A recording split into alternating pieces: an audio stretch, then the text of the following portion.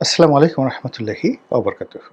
সম্মানিত দর্শক, নির্বাচন কমিশন কর্তৃক ঘোষিত নির্বাচনের যে তফসিল, এটি চলতে থাকবে। হয়তো তফসিল একবার দুবার পরিবর্তিত হতে পারে, কিন্তু ফেব্রুয়ারি মাসে নির্বাচন হবে এটার সম্ভাব্যতা শতভাগ ধরে রাজনৈতিক দলগুলো কিন্তু সর্বোচ্চ চেষ্টা তদবির চালিয়ে যাচ্ছে নির্বাচনে জয়লাভ করার জন্য। তো এই সময়ের মধ্যে একজন প্রার্থী ওসমান হাদি, তরুণ প্রার্থী, তার উপর গুলিবর্ষণের ঘটনা ঘটেছে এবং এটা নিয়ে অনেকে সন্দেহ তৈরি করে হয়েছে বা অনেকের আশঙ্কা তৈরি হয়েছে যে নির্বাচন বানচাল হয়ে যেতে পারে বা তফসিল পিছিয়ে যেতে পারে।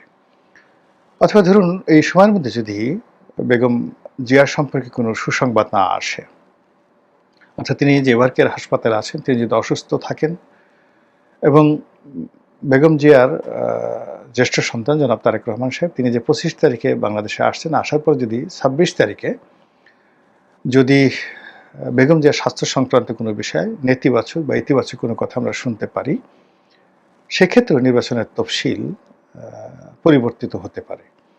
কিন্তু এখন পর্যন্ত বাংলাদেশের প্রায় সব মানুষই বলতে গেলে শতভাগ নিশ্চিত ফেব্রুয়ারি মাসে একটা নির্বাচন হতে যাচ্ছে। এখন নির্বাচন কতটা শান্তিপূর্ণ হবে, কতটা গ্রহণযোগ্য হবে, নির্বাচনের ফলাফল কার পক্ষে যাবে, বা শেষ পর্যন্ত নির্বাচনটি আদৌ হবে কিনা, এই প্রশ্নগুলো এখন সবাই বন্ধ রাখতে চাচ্ছে।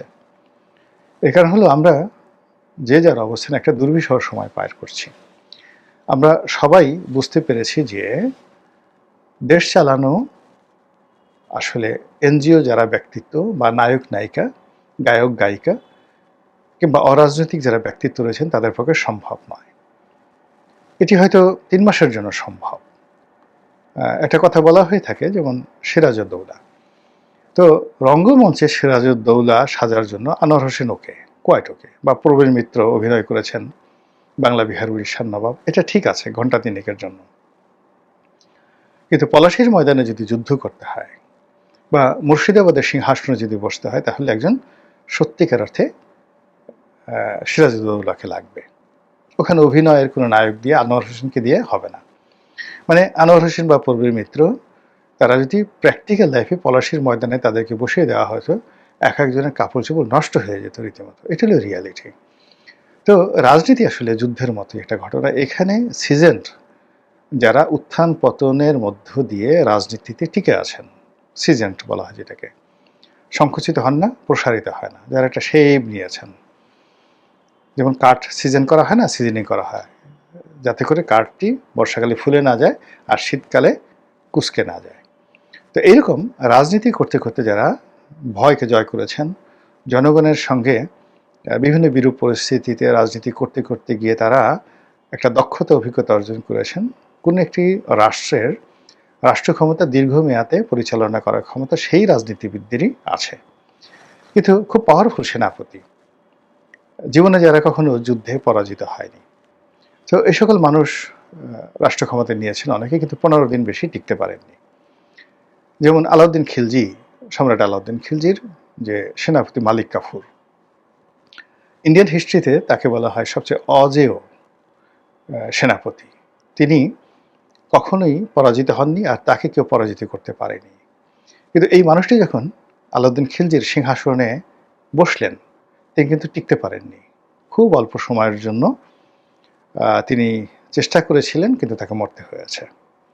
তো এভাবে ইতিহাস এখন হয়তো দেখা গেল যে আধুনিক রাষ্ট্র ব্যবস্থা এই কারণে ঠিক 15 দিন 1 মাসে ভাগ্য নির্ধারিত হয় না, কিন্তু 1-1.5 বছরের বেশি আসলে অরাজনৈতিক শক্তি এখন পৃথিবীর কোথাও টিকতে পারে না। এর মধ্যেই কাউন্টার কু হয়ে যায়, কাউন্টার বিপ্লব হয়ে যায় এবং অরাজনৈতিক শক্তি চলে যায়। আমাদের দেশে অরাজনৈতিক শক্তির যে সফলতা, সেটি 3টি তত্ত্বাবধায়ক সরকারের সময় আমরা দেখেছি। সেক্ষেত্রে তারা 3 মাসের মধ্যে তাদের চমক তারা দেখাতে পেরেছিলেন। আর 111-এর সময় রাজনীতিবিদদের বাইরে যদি বলা হয়, আমাদের দেশের সকল পেশার সর্বোচ্চ যারা সফল হয়েছেন, সেই সফল মানুষগুলো টানা 2 বছর চেষ্টা করে দেশটিকে রসাতলে নিয়ে গেছেন এবং তারা লেজ গুটিয়ে রাজনীতিবিদদের হাতে, তথাকথিত তাদের দৃষ্টিতে যারা দুর্নীতিবাজ, সে সকল রাজনীতিবিদ লোকদের হাতে ক্ষমতা দিয়ে তারা লেজ গুটিয়ে চলে যেতে বাধ্য হয়েছিলেন। এর কারণটা হলো ওই যে বললাম যে রাজনীতি আসলে রাজনীতিবিদদেরকে মানায়।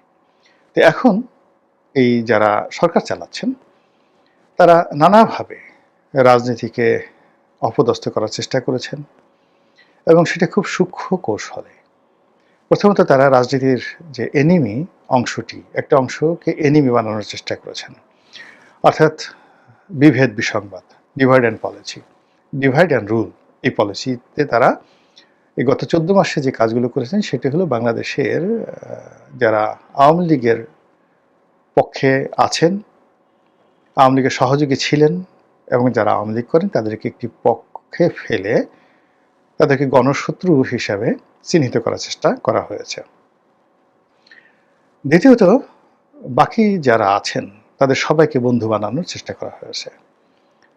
কিছুদিন পরে যখন দেখা গেল যে আওয়ামী লীগ আসলে নির্বাসনে চলে গেছে, তারা মনে করেছে ক্ষমতাধর যারা লোকজন, অনেকে জেলে গেছেন, অনেকে দেশ ছেড়ে পালিয়েছেন, অনেকে মাথা গুজিয়ে আছেন, অনেকে মাথা নিচু করে আছেন, অনেকে ইঁদুরের গর্তে ঢুকেছেন, কাজে আওয়ামী লীগ নিয়ে এখন তাদের কোনো শঙ্কা নেই।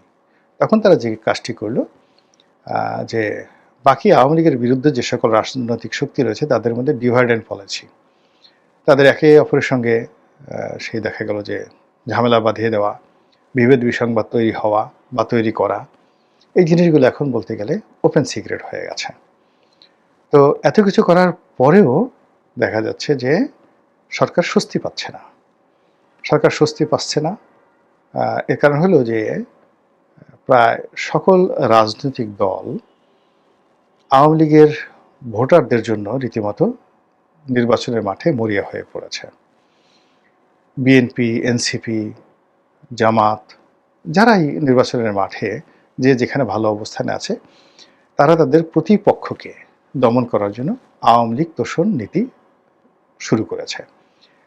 তারা বাড়ি বাড়ি গিয়ে আওয়ামী লীগ নেতাদের বিরুদ্ধে যে সকল মামলা হয়েছে সেগুলো তুলে নেওয়ার আশ্বাস দিচ্ছেন, আওয়ামী ভোটারদেরকে ভোট কেন্দ্রে যাওয়ার জন্য অনুনয় বিনয় করছেন, ভবিষ্যতে তাদেরকে পদ পদবি দেওয়া হবে, নিরাপত্তা দেওয়া হবে, এই ধরনের নানা রকম আশ্বাস দেওয়া হচ্ছে। তার ফলে কি হলো যে ঘুরে ফিরে সকল দলের মুখেই বারবার আওয়ামী লীগের নামটি চলে আসছে। এগুলো একটা। দ্বিতীয় যে ভয়, শেখ হাসিনা যে কোনো সময় ফিরে আসতে পারেন, টুস করে ঢুকতে পারেন, নির্বাচন বানচাল করতে পারেন।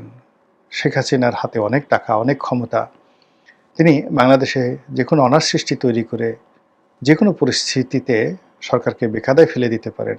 এই আতঙ্কের মধ্যেও বারবার শুধু আওয়ামী লীগ আর শেখ হাসিনার নামটি আওয়ামী বিরোধী যে শক্তিসমূহ রয়েছে তারা বারবার উচ্চারণ করছেন। তো যখন আপনি দেখবেন যে আপনার নাম যে কোনোভাবে উচ্চারিত হচ্ছে, it means you are alive. এখন আমরা এই যে আওয়ামী লীগকে নিয়ে ভিডিও করছি, আওয়ামী লীগকে নিয়ে কথা বলছি, গালি দিলেও মানুষ দেখছে, আওয়ামী লীগের পক্ষে বলেও মানুষ দেখছে, ইট মিনস আওয়ামী লীগের এখনও একটা ভ্যালিডিটি রয়েছে, এটা বুঝতে হবে। এরপর আরেকটি ঘটনা হলো যে রিফাইন্ড আওয়ামী লীগ, মানে একটা পরিশুদ্ধ আওয়ামী লীগ, রিকনসিলিয়েটেড আওয়ামী লীগ, অথবা সেই যে 1/11-এর সময় সংস্কারের কথা বলা হচ্ছিল ওইরকম একেবারে সংস্কারযুক্ত একটি আওয়ামী লীগ গঠন করা হবে সরকারের মদদে, সেনাবাহিনীর মদদে, পশ্চিমাদের মদদে, এবং তারা এই সময় ইলেকশন করবে। এই আতঙ্ক রাজনৈতিক দলগুলোকে কিন্তু পেয়ে বসেছে। এখন অনেক আওয়ামী লীগের জনপ্রিয় প্রার্থী রয়েছেন, তো তারা যদি এইভাবে একটা রিফাইন্ড আওয়ামী লীগ নিয়ে আসেন তাহলে পুরো নির্বাচনের মাঠের যে ফলাফল, এই ফলাফলটা ওলটপালট হয়ে যাবে। ফলে কি হলো, রাজনৈতিক দল এবং সরকার আওয়ামী লীগের ব্যাপারে এখনও কোনো মানে স্টেডি বলতে যেটা বোঝায় একেবারে স্থির এবং দীর্ঘস্থায়ী একটা কোনো সিদ্ধান্ত নিতে পারছে না। সকালে এক ধরনের সিদ্ধান্ত নিতে যাচ্ছে, আবার বিকেল অন্য সিদ্ধান্ত নিতে বাধ্য হচ্ছে। এর বাইরে সবচেয়ে ভয়ঙ্কর যে জিনিসগুলো হচ্ছে সেটা হলো সরকারের পক্ষ থেকে যেটি বলা হচ্ছে, যে সকল আওয়ামী লীগ নেতা রয়েছেন যারা জনপ্রিয়, যাদের মধ্যে মামলা নেই, যাদের বিরুদ্ধে মামলা নেই, মোকদ্দমা নেই, অভাব নেই, অভিযোগ নেই, এ সকল ক্লিন ইমেজের লোক যদি নির্বাচন করতে চায় তাহলে সরকারের আপত্তি নেই। এটাও কিন্তু একটা ভয়ঙ্কর মেসেজ আওয়ামী লীগ বিরোধী শক্তির জন্য। এর কারণ হলো এখন স্বতন্ত্র দাঁড়ান আর রিফাইন্ড দাঁড়ান, যদি শেখ হাসিনার পক্ষ থেকে বাধা দেওয়া না হয়, আওয়ামী লীগের যে এই মুহূর্তে যে কমিটি, বৈধ কমিটি আছে, সেই কমিটির পক্ষ থেকে যদি বিষোদ্গার করা না হয়, তাহলে রিফাইন্ড হোক কিংবা ধরুন স্বতন্ত্র হোক, নির্বাচনের ফলাফলটা ঠিক পাকিস্তান ইমরান খানের পার্টি যেভাবে ভালো করেছে ওভাবেই হয়তো একটা পরিবেশ পরিস্থিতি বাংলাদেশে তৈরি হয়ে যাবে। অর্থাৎ বহু সংখ্যক প্রার্থী, এমনকি তারা যদি ব্রুট মেজরিটি পায় ইমরান খানের মতো, এটাও কিন্তু আশ্চর্য হওয়ার কিছু থাকবে না। আর অন্যদিকে যদি সেটা নাও হয়, তাহলে আওয়ামী লীগের ভোটাররা যে পক্ষে যাবে সেই পক্ষের পাল্লা ভারী হবে। যেমন আওয়ামী লীগের ভোটাররা যদি বিএনপির উপর বিরাগ হয়, বিএনপিকে একটা উচিত শিক্ষা দিতে চায় এবং জামাতকে ভোট দেয়, তাহলে জামাত সরকার গঠন করবে। আবার অন্যদিকে যদি আওয়ামী লীগের প্রার্থীরা না থাকে, ভোটাররা যদি ভোট কেন্দ্রে না যায়, তাহলে ভোট জমে উঠবে না।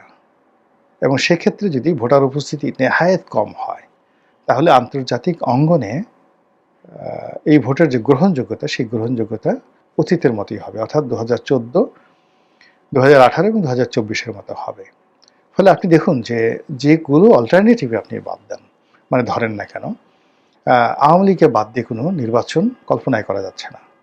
অর্থাৎ একেবারে তৃণমূল পর্যায়ে যদি ধরেন যে কিচ্ছু নাই, শুধুমাত্র আওয়ামী লীগের ভোটার, সেই আওয়ামী লীগের ভোটার যারা, তারা ভোট কেন্দ্রে গেলেও আপনার জন্য বিপদ, আর যদি না যায় তাও আপনার জন্য বিপদ।